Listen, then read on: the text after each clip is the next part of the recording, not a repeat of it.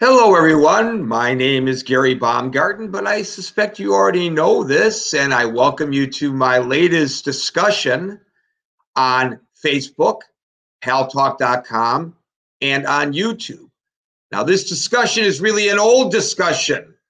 It's a continuation of a discussion we had last week, but you only heard half of it, basically, because of a technical problem. The guest, Dr. Jeff Robbins, you could hear my questions to him, but you couldn't hear him too very well because of a technical issue. Basically, he couldn't get his microphone to work. And so I jury-rigged a system that I thought would work, but it didn't. But I figured out just now why it didn't work before. Because of a funny anomaly that involves his computer. But I fixed it remotely, so to speak. And so here we are again with Dr. Jeff Robbins. Let me just tell you that he is a therapist. He's a psychologist. He is located in Yardley, Pennsylvania. And he is joining us here to talk about the stress of the coronavirus. And the first time I had you on the show, Jeff Robbins, I asked you about 3 different issues. But since then, something else has come to mind. So I'm going to throw a curveball at you in just a few seconds because I know you can handle these things on the fly. Let's start by me welcoming you, Dr. Jeff Robbins. Thanks for joining me. And thank you, sir. Good to finally have video and sound at the same time. Video and sound at the same time. Very, very interesting. And I just, by happenstance, figured out what the problem was. Shouldn't happen the way it is presenting, but hey, now we can see you, now we can hear you, and that's all that really matters. Let me start by talking about the issue of, because there are basically 2 kinds of lockdowns going on right now. There's the issue of the people who are living in close quarters with their family members and getting on each other's nerves. And then there's the issue of those of us who are alone and we feel lonely and isolated. Let's start with the first and then get to the second, and then we'll talk about children and open it up to a few questions. Great. People are getting on each other's nerves. I hear it more and more and more and more since the last time you and I talked because, well, it's been a week since the last time you and I talked about this. Yeah. And I'm sure in your practice, as you are now doing teletherapy because you can't see people face to face, yes, you're finding this out as well. Dr. Jeff Robbins, what are you telling folks to do when they just are ready to strangle one another? I hope figuratively, not literally. Right. Well, the first thing, Gary, is they let it go too far at that point. By the time you get to the point where you know, there's lots of physical symptoms, stress, strain, jaw tight, blood feels like it's going to pound in your head. Somebody else has got that look on their face. That was too far. So there needs to be a system, and there probably wasn't a system before this unfortunate crisis where they just kept at it. Well, now you can't do that. You can't. You got to recognize the signs and symptoms. You can read about it, and the whole goal, especially if there are children, I know we're going to talk about children separately, to do anything possible to not go there, not get to the point where it's yelling and screaming and, God forbid, physical violence. So alternatives. And I'm going to segue a little bit into why right now. Sure. You mentioned it already, Gary. Anxiety, fear, stress. They're all interrelated, but there's a big difference now. There's 2 types of ways of dealing with this, of categorizing it. You have what might be called acute stress, which is horrible thing happens, stressful, maybe a horrible thing happens over a number of days, or you have to wait a period of time, but there usually is an end. Not so now. We feel, if you read all the reports and trust them, I kind of hang out with the data-driven ones. It feels like we're topping off in some parts of the country, but we still got to go down a steep slope, and it's a slope, not a everything's gone and you're done. So in the meantime, in terms of managing things, whatever they have done before this occurred. Working out, I know it's all going to be limited to the home right now, although there is some news about that too already with the plan that's been put out by the feds. But it's whatever you did before then that kept fighting to a minimum. I mean, people are still going to disagree and argue, but if somebody played mahjong. My wife's a mahjong player. She's a daily now on it, but she's got her focus. I got mine.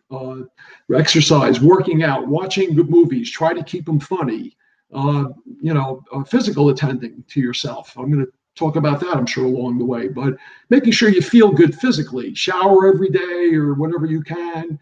If you're a working person who's trapped at home, dress a little bit for work.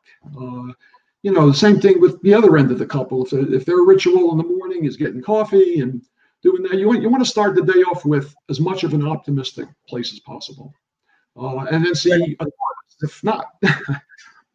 Under a typical situation, family situation, at least one of the, or sometimes both of the members of the couple is working. So you're not with each other 8 hours a day. You're sleeping with each other, presumably 8 hours a day. So that only leaves another, 8 hours where you're interacting, and that's great. But we all need breaks from one another. Right. Good thing is, at least in the United States, in some countries, no, they're not allowed to leave their houses at all. But in the United States, as far as I know, in every state, you can get out of the house, you just can't congregate. So if you want to take a walk around the block, you can take a walk around the block. Right. You can take from one another. Yeah. And I would insert, as everybody hopefully knows, is when you're going for that walk, mask on, some kind of face covering. Doesn't have to be an N95 mask, although that's ideal. Hands gloved, and see people, even the best of neighbors, cross the street if they haven't crossed first, or just social distance, physical distance. I'm going to talk about that too. Social distance versus the idea, really, it's just physical distance. Well, that just sparks another question that I hadn't thought of before, and that is, we're kind of looking at one another when we're in a public area with a degree of distrust.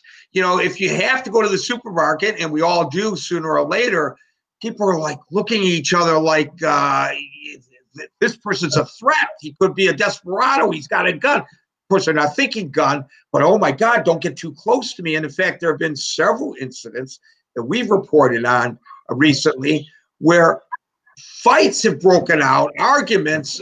They've actually gotten physical in a couple of cases because somebody was too close to somebody else at the grocery store, things like that. Yeah. Are we overly anxious about this, or is that a natural outcome of what we're doing? I think it depends on the person. If this was the way they kind of cope with things in general, some people do not start fights in places, but they tend to be high strung, let's say. There's clinical terms for it, but high strung. So those people probably are like a time bomb waiting to go off anyhow. But yes, the situation now, and this gets back to what I said initially, was this isn't acute stress. This is chronic stress, and it's uncertain chronic stress. It's the two things we can't tolerate very well as humans, stress and uncertainty. And we have them both now because we really don't know when this is going to end. And that point you made, Gary, is very relevant, which is, you really don't know. And that's the fear. You don't know. Is that person got it? What are they saying? It could be up to 50% asymptomatic carriers. That in and of itself is spooky.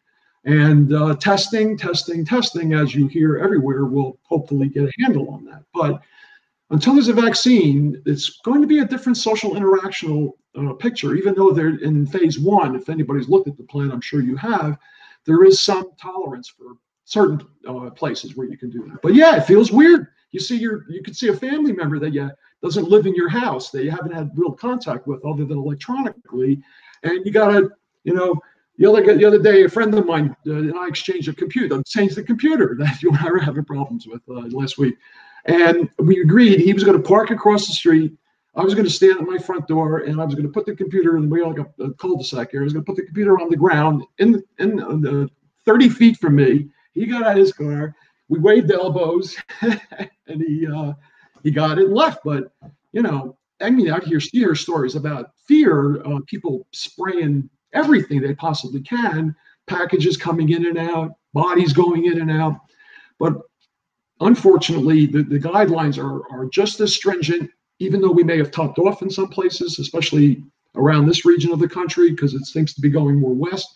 But it's the same rules going down as it was going up, and they're built into the plan. But it is weird. Yes, it's weird. There's a lot of things that are weird that we just have to either find another way to cope with, knowing that there is an end in sight. There is an end in sight. Optimism helps too. Remembering the way it was, and remembering that unless something really bad was going on in your life that was distracting you way before this, there's a really good chance whatever you had before, we call that pre-morbid. You've heard the morbid word enough. There's a comorbidity when it comes to elderly people or other people having pre-existing conditions and are immunosuppressed.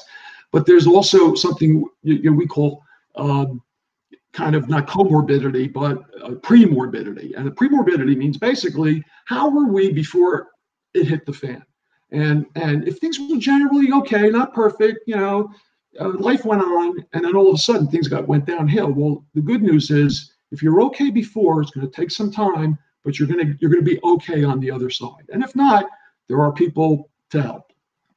So, Dr. Jeff Robbins, we started off this conversation talking about family situations and the stress that can happen there. I want to expand that a little bit before we get to people who are living alone, to talk about those of us who have children at home, and that creates a whole new set of potential stresses within a household. Yes, yes.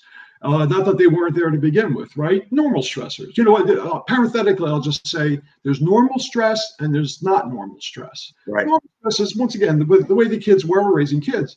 But yes, right now, as we discussed last time, I think it's worth repeating, even though it was just you and I last time, is essential. It is essential for the children in the home to feel reassured, to have structure, to have appropriate amounts of discipline, to have everything in life within the home, at least within the home context, still feel like the home it was before the crisis occurred. And the more information the parents have to share with the kids in their level of understanding, the better.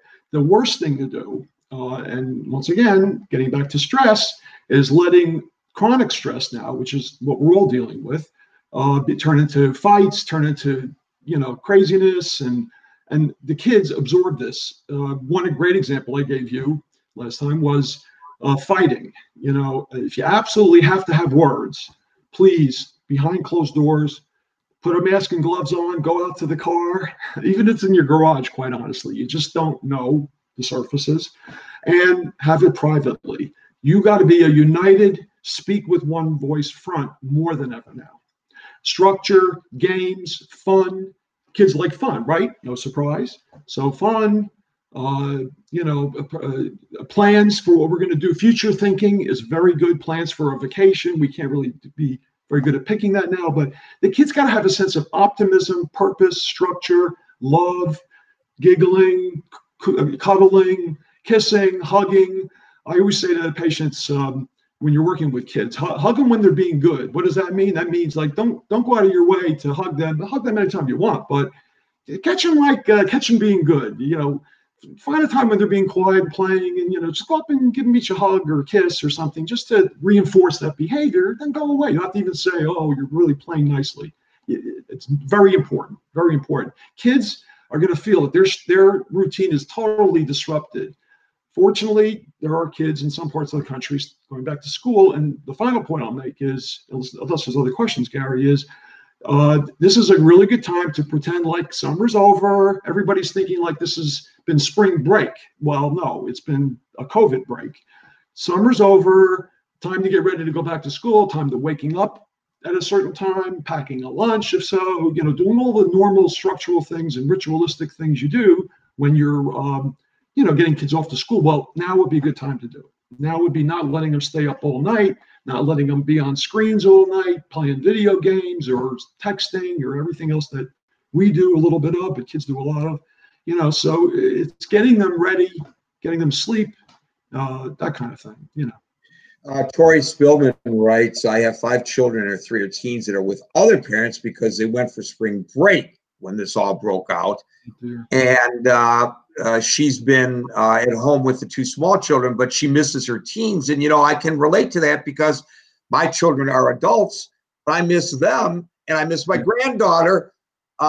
And fortunately, we have this technology that you and I are using, whether it's the program we're using here or whether it's FaceTime, but at least we can see the children and the grandchildren and talk to them and act like grandparents or parents with them over using the technology. And I think that if we didn't have that, I think it would be much worse. It would be much worse. And it gets to what I said earlier, which is when they say social isolation, I never quite liked the term, or social distancing, if you will, not isolation, but it's really physical distancing, isn't it? I mean, but it's not emotional distancing. It's not, ignore the emotional part of it also. And that's where, like you said, things like we're doing now, other people, I think bandwidth is like crunched up the wazoo around the country because of all the people using video, but it's a great technology. If we get a chance to talk about it, the sad part is the people that are in hospital, in nursing homes, mostly elderly or compromised, immunologically speaking, and could be younger, but you can't visit them. You still can't, even in the new plan on the first phase. So people are sadly, and there are a lot of people that are talking about. I wanted to mention something about PTSD before we close too, but people are building up reasons to get very stressed and have to be very careful about the signs and symptoms of post-traumatic stress disorder, because a lot of us in the business, psychologists and other clinicians out there, are all convinced that the PTSD diagnosis is going to be the diagnosis du jour when this is all over. It's going to be probably our go-to diagnosis, because I can't imagine anybody getting through this without some symptoms of post-traumatic stress.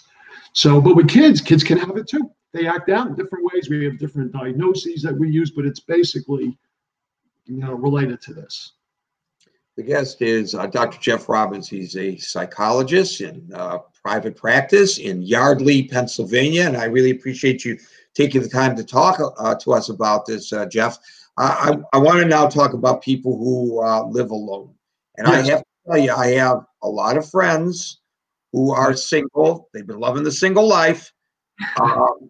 I will tell you, without having had the training that you have, I'm astute enough to realize that a lot of them are very lonely right now, very lonely. And I've been trying to reach out to them and just check in as often as I can. But I hear a level of stress now, especially my friends tend to be social animals. They like to go out. They like to congregate with their friends. They like to bend the elbow a little bit. They like to listen to some nice music together. And they're not doing that right now. And for people like my friends, this is really a shock to the system. Yes. So it's a combination of the reality of the situation, especially if people are isolated because they're elderly and infirm or compromised, / immunosuppressed. So you have to think creatively, and I would say creatively, and I would say there's lots of examples out there, but electronically, definitely, any means possible. Some people in the older generations aren't as adept, but there's ways to work that too. And I'm sure everybody's heard the stories. Family members going to the facilities, like a nursing home, for example, which is typically one level for obvious reasons, and going up to windows on the outside that are the rooms of their grandparents or pop or mom or whatever, and even bringing family members and waving hi and holding up signs, trying to talk through the glass. It's sad, but it's something. Pictures are really helpful. Photos, pictures hanging up around the places for alone people, so that remind you of family. Zoom, have no interest in Zoom personally, but I've been using it lately. We had a Seder last week with a bunch of people on Zoom. My wife Susan and I were just kind of hanging out, doing a Seder, and we had about 15 other families, sang the songs together. There's other products out too, but it's creativity. But the alone person,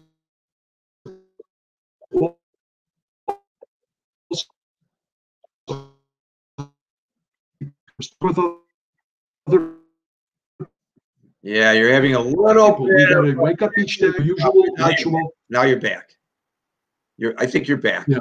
Okay. Yeah. Sometimes there's a little bit of a lag there, and we're all patient because we all know that the internet is jammed right now because people are using Zoom and they are using Pal Talk and they are using Facebook. And so occasionally there's going to be a little hiccup like that, but I think everybody understands it. This is correct. So now I want to. I've seen Skype. Yeah. Now I want to raise another issue.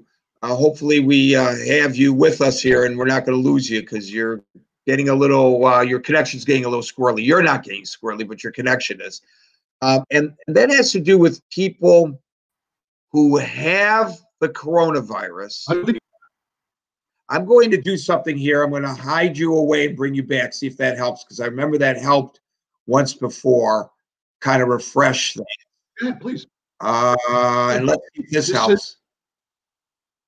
Okay, good. Yeah, if you watch TV. Oh, Jeff, your connection. Choppy? Yeah, real choppy. Yeah. So you want to play it by ear, or you're the man? So. No, you're back. You're back. So okay. I wanted an issue was raised by a friend of mine who does have the coronavirus, but is not hospitalized, and she's very anxious because she doesn't know whether is she going to get better, is she going to get worse, is her breathing going to get labored, is she going to have to end up in the hospital? God forbid she's in the hospital, is she going to end up on a ventilator? We know the outcomes there are not particularly positive. Mm-hmm. She wanted me to ask you on her behalf, what can she and people like her specifically do to lessen the stress? Right. Well, is she alone, this person, as well, or is she with people or with somebody, or? Well, she is with somebody, but she's isolated from that person because her elderly mom, she can't be near her. So she's not alone, but she is alone. So the first rule of thumb dealing with anxiety, panic, if you will, stress, and fear, which I think is a big area for her, is don't do nothing. Doing nothing will just leave you with yourself, inside yourself, just perseverating over and over again. Did I touch the surface? Who's that? Those kinds of things. So this person needs to take a deep breath, and breathing is real important too. Maybe do some generalized anxiety types of exercises that any therapist could teach her through telehealth. And she needs to, if she can, try to watch the newscasts, if she is watching them, that only are on the positive side. How are you going to do that? There are no positive newscasts. I can tell you, as a person putting it together, these newscasts together, we strive to look for information that's positive. But I'm putting together an hour newscast every day on Fox News headlines, 24/7 on Sirius XM satellite radio on channel 115. Little plug there, and it gets overwhelming for us who present the news. I will say, since you said that, however, that researchers at the National Institutes of Health have been testing out a vaccine on monkeys, and they're good subject matter. I know the PETA people don't like to hear this, but they are primates, and they've had success with a vaccine with the monkeys. So they're hoping that this means that this is something that can translate to you and me. But I'm not recommending that people consume too much news. You have to know what's going on, but set aside the news for a while and get on Netflix and put on some comedies or something like that, as opposed to always watching the news. That's what I'm saying. Yes. Yeah, and you got it in your soul then to be good in the counseling side of things, because that's what she needs to do. She needs to, try to breathe, try to do some exercise at home, try to do anything but sit there and dwell. Dwelling will get you where. It'll go right back to the worst case scenario. Try to be hopeful, try to be optimistic. Remember that was then, this is now. Be future thinking, talk to people, connect with people. There are blogs online that people can tap into where, it's kind of worried well, we call it. She's well, but she's worried well. And she wants to be worried well, not panicking that she's going to all of a sudden contract the virus. If she's following the guidelines, if she's trying to really limit social contact and follow the distancing rules, she'll probably be just fine. When we get to advanced testing, she'll know it for sure. And they're at the point now where they're getting close to that. They're getting to very quick tests. And the issue is the 330 plus million people that are hierarchically kind of ordered in terms of who should be tested first. But if worst case scenario, she's having trouble with it, she may just want to talk to a therapist once or twice just to get some ideas and focus in on more. Usually this kind of anxiety, if it lasts more than an hour or two, this is a rule of thumb, it usually is bigger than just this. There may have been other times in a person's life where they were stressed out in an uncertain situation. I can think of a zillion scenarios. And if that's not totally resolved back then, it's lurking about, just ready to come out again. And that may also be what she's dealing with, But it's not abnormal to be anxious, right? I mean, we're all anxious to one degree or another. It helps sometimes at low degrees. It gets us to work. It gets us to finish papers. If you're in school, you need a little bit. It's like we call it signal anxiety. And then there's the usual anxiety, but then this is chronic anxiety, fear, and stress. And the body is a critical part too. Finally, she should be taking vitamins. She should be doing everything possible to keep her body and her immune system, which, by the way, responds to stress by suppressing itself. Unfortunately, can I just say this for a moment? When you get stressed and acutely anxious and everything, your body produces hormones. One of them is cortisol, the fight-flight hormone. When that starts coming out, it activates every other hormonal gland in the body, and adrenaline starts pumping. Everything starts pumping, and in response to that, you get either fight or flight. But inside of you, physiologically, your immune system is now starting to be suppressed. So you're doing yourself a big disfavor there, a disservice, really. So she's, there's no good reason to be anxious, stressed, and fearful. On the other hand, it's not abnormal right now to be anxious, just not to extreme points. And then there's always help if necessary. And of course, a lot of nurses are covering telehealth and things like that. Go ahead, Gary, I'm sorry. So of course, now when it comes to fight or flight, I mean, if you're challenged by somebody on the street, do you fight them or do you avoid them, cross the street, go in the other direction? But you don't have those options now because you can't really fight this coronavirus, and you can't run from it. So our normal ways of coping that are in our DNA just don't work when it comes to this. It gets back, you're right, Gary, and it gets back to what I said before about couples fighting, is if it gets to the point where the cortisol's already pumping and you feel it, you feel tense, you feel excited, you feel angry, you feel like doing something not in your best interest, you let it go too long. Another time where I gotta tell you, here's the good thing. Our first interview, which people only heard the questions, didn't hear the answers, was a very good interview. But the second interview was terrific, and I think maybe it's a good thing that the first interview was a failure, because this one was really good. Dr. Jeff Robbins, we'll have you on again, maybe when this is all over, talk about post-traumatic stress disorder. Thanks for taking the time out to join us, Dr. Jeff Robbins, a psychologist, therapist in private practice in Yardley, Pennsylvania. Thanks for joining us today.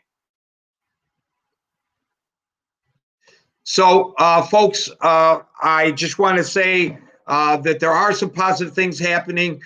We should be focused, as Jeff Robbins suggested, on that. And with that being said, for those of you in Pal Talk, I'm going to come and join you. For those who want to continue the discussion, just go to paltalk.com. It's a free download, and then go to the Pal Talk Global Newsroom. That's where I will be holding court in a few moments. And until next time, please, everybody, stay safe and peace out.